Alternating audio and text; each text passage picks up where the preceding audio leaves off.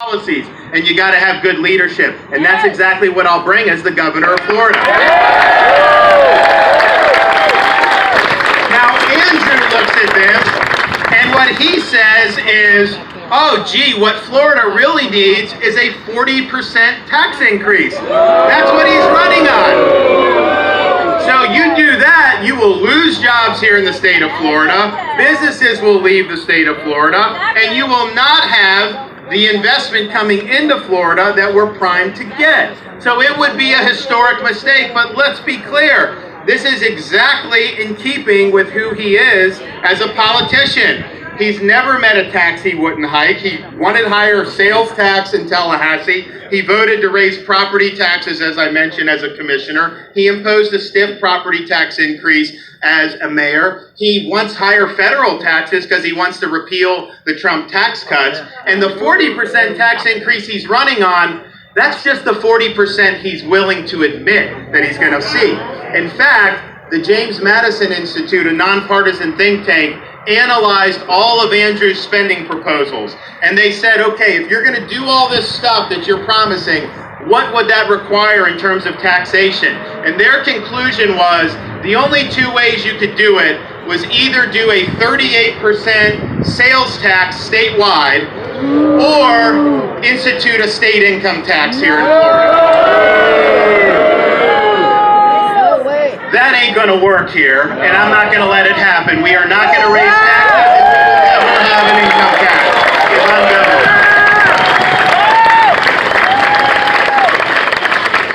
Now, I think the economy is something we've got to keep going. We can't ruin it with left-wing policies. But I also think that you can have as good of economy as you want, but if you don't have safe communities, a lot of that won't amount to very much. You need to have safe streets and safe communities. And I think that if you look at what's happened in Tallahassee, the story is disastrous. Since Gillum has been mayor, they've been the most crime-ridden city in Florida, I think every year, but certainly most of the time he's been mayor. Last year, Tallahassee had the highest number of murders in history of the city. And this is so bad that the guy who's running to succeed him as mayor is actually sending out flyers to voters in Tallahassee saying, and this guy who's running to succeed him used to be Gillum's chief of staff. And this guy is sending out flyers saying, most murders in history last year. Highest crime in Florida last year. Something needs to change. We need leadership. Yeah, of course you do, because your current mayor hasn't exhibited any leadership at all. You do not have safe communities unless you work at it. It doesn't happen by itself. And that means you have to stand up for the men and women of law enforcement.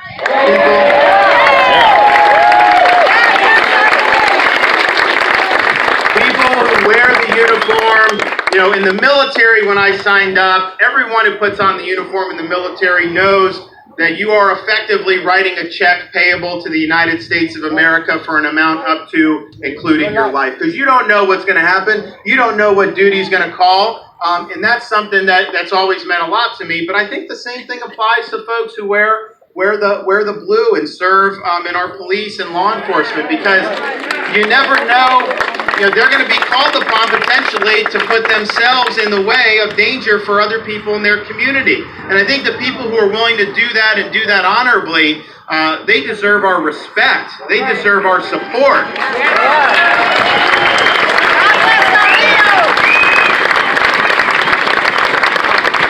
They do not deserve to be attacked like they are by people like Andrew Gillum. And the fact of the matter is, he is endorsed by a group called the Dream Defenders, which is anti-police, anti-law enforcement, doesn't even want to have prisons for Pete's sake. He signed a candidate pledge with them. He doesn't want to admit it. Oh, I didn't do. He signed a pledge for them, pledging support for this radical manifesto they have called the Freedom Papers. I would urge all of you, when you're done with this rally, go home and Google Dream Defenders Freedom Papers and just read it. It's about 25 pages. It's a manifesto on everything from the economy to law enforcement to the military to all these things. And I can tell you this, If you read that and spread the word, there is no way Andrew will come anywhere close to the governor's mansion, because these views are unacceptable. Actually, at the economy, if you read what they say on the economy, they want to get rid of free market economics and free enterprise and replace it with socialist principles that are so radical. The principles in that manifesto are so radical, they'd make Nicolas Maduro blush. I mean, it is really, really crazy stuff. But here's what he signed in terms of law enforcement. They say that the police and prisons have no place in justice. They say that we need to defund law enforcement and reinvest that into welfare programs. Just the other day, Andrew said, well, if a police officer ever pulls their weapon, then they've already, overstepped their bounds. And I'm just thinking to myself, what are they supposed to defend themselves with? Spitballs? I mean, give me a break. So here, that is the philosophy that is hostile to law enforcement. It views law enforcement as the problem. And they say other things in this manifesto that I'm not going to repeat, but they're bad. So that is what he signed up for. And to this day, he will not disavow the Dream Defenders. I gave him ample opportunity in 2 debates. He refuses to do it. You know why he won't do it? Because that's who he believes in this stuff. That's what he believes. I can tell you this. You add on his bad record in Tallahassee with this noxious anti-law enforcement philosophy and the fact that he wants to abolish ICE and have open borders. If Andrew is governor, we will have sanctuary cities in Florida. He'll make Florida a sanctuary state. I can tell you this, when I'm governor, we ain't going to have sanctuary cities. Florida will not be a sanctuary state. We're just not going to let it happen. But he wouldn't. He hates Trump so much that he's not willing to cooperate with immigration and customs enforcement with respect to criminal aliens. And so all of this put together, to me, this is a guy who will not be keeping our community safe. Nope. I've done it. I've been a prosecutor. I've worked with law enforcement. We know what we need to do, and I will stand by them. I will support their mission, and Florida will be better for it.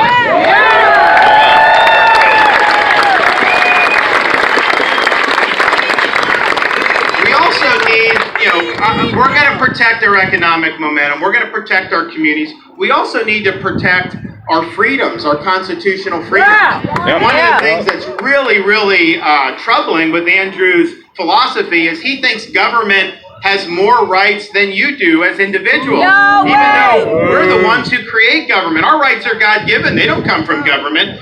So he wants this thing called Medicare for all when he's running. And understand what that means. I mean, it actually doesn't mean that we just put everyone on Medicare, although if we did that, it would bankrupt Medicare and hurt seniors, so you wouldn't want to do that anyways. But it actually ends Medicare for seniors. It ends Medicare Advantage, and it takes every senior and forces them against their will onto a new government-run single-payer system. If you're somebody that gets health insurance that you're earning through your job, that will be taken away from you whether you like it or not. You will have no right to keep your plan. You will be dumped on a single-payer system. Do you think you're going to have the same access to doctors that you do now? Of course not. So he believes it's an appropriate role for government to take away benefits that people are earning. They're not getting this for free. They're out there working and earning their benefits by working a good job. He thinks that you should be able to take that away from people and force them against their will onto a single-payer plan. That will require massive tax increases. It will bankrupt us. It will cause the quality of health care to go down. But I think most importantly, it will violate people's freedom to be able to choose the health care that they want. It should not be the government that's dictating this to you. So we won't let that happen as governor. I'll make sure that you guys are protected and you're not having government get in the way.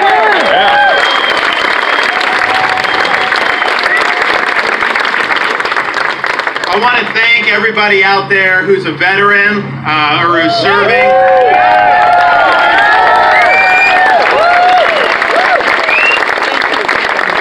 One of the things I worked on very hard in the Congress was getting some more help from our veterans suffering from post-traumatic stress.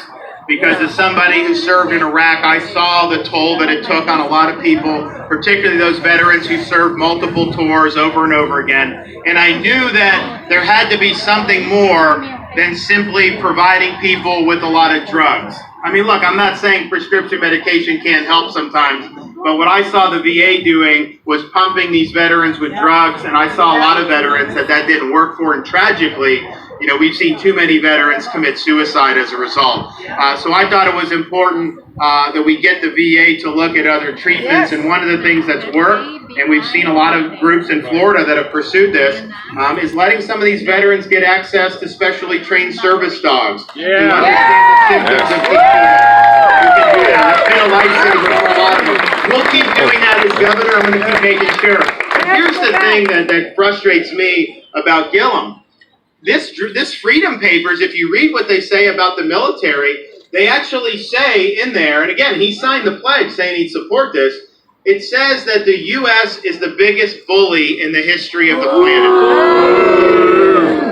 And I'm thinking to myself, you know, the boys that stormed the beaches of Normandy, the men the Marines who hoisted that flag over Iwo Jima, they're not bullies, they're patriots. They're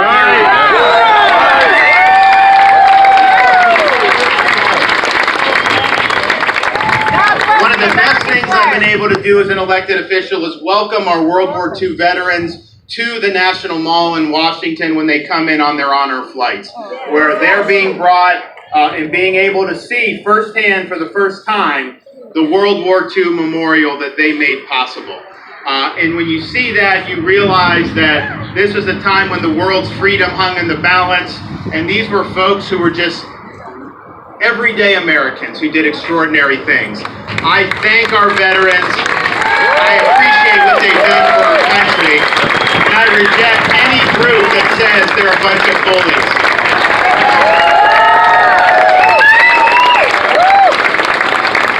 It brings up another point. You know, that manifesto, it calls for massive reductions in our military spending.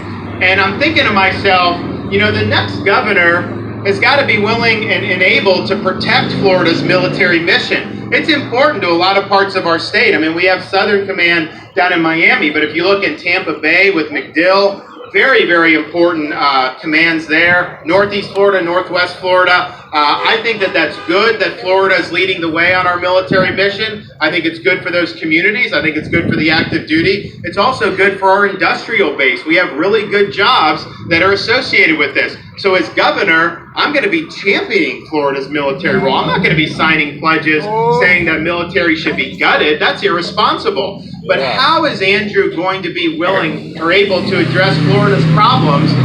You know, I've been very vocal about the need to fix our water quality, stop the algae, toxic algae, and restore the Everglades.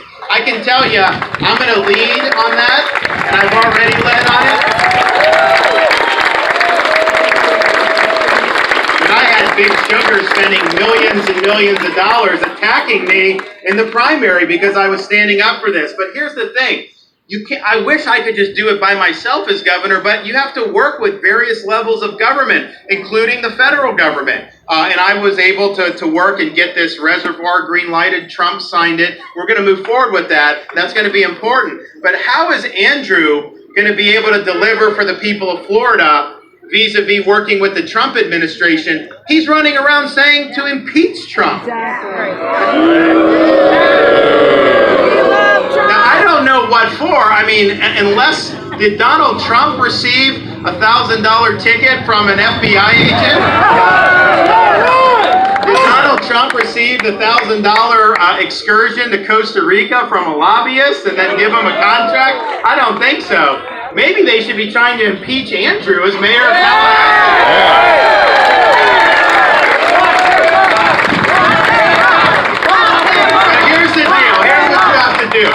You've got to be willing to work with the administration to deliver for Florida on environment, on transportation. Lord knows we need work on that down here to get people around. And you got to be willing to work with them on veterans and the military. So I will be willing to do it. I will be advancing Florida's interests and priorities. Andrew is going to lead the resistance from the governor's mansion. That's not going to move Florida forward at all. We can't let that happen. The other thing is we have a chance to fix an out-of-control judiciary here in the state of Florida, because when I'm governor, within 1 month of taking office, we will get 3 appointments to the Florida Supreme Court.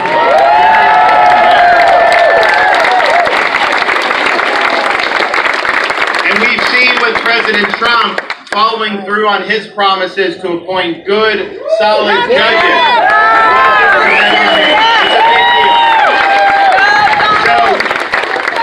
I will appoint judges who understand that the proper role of the court is to apply the law and Constitution as it's actually written, not to legislate from the bench, not to rewrite the law, not to rewrite the Constitution, not to impose their personal philosophy on the rest of the state, but to do what a judge is supposed to do. And these will be good, solid constitutionalists in the mold of Justice Clarence Thomas on the U.S. Supreme Court. And when we do that and do that successfully, which I will do, we will have ended judicial activism in Florida for a generation.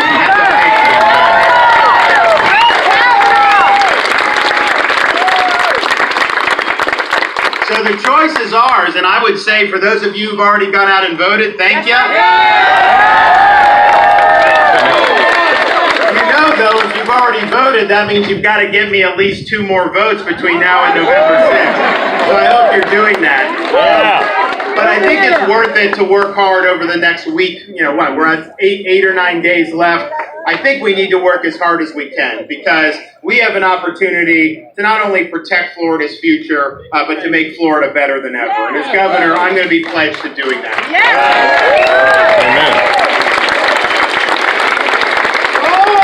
We don't need tax increases. We don't need corruption. We don't need open borders. We don't need more crime. We don't need people taking away your health plan. We don't need that in Florida.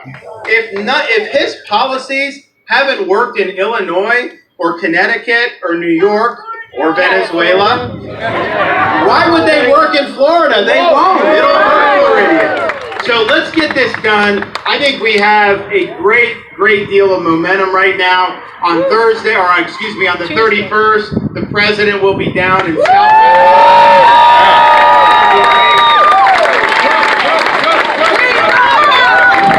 We need a big turnout here in Broward County. We have more Republicans here than I think just about anywhere. I know there's a lot more Democrats, but if we do our work, if we turn out the independents and the Republicans, we could win the election right here just by a good showing. That's really all we need to do.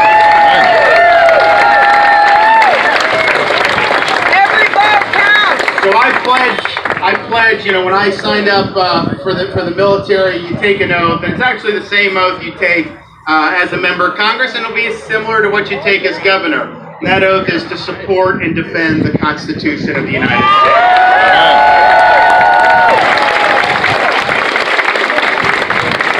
That's what I've done. That's what I will do, and that is the guide that will allow me to serve as governor and protect Florida's future on behalf of you. So I pledge to you that as governor, I will fight the good fight. I will finish the race, and I will keep the faith on behalf of God, country, and the state of Florida.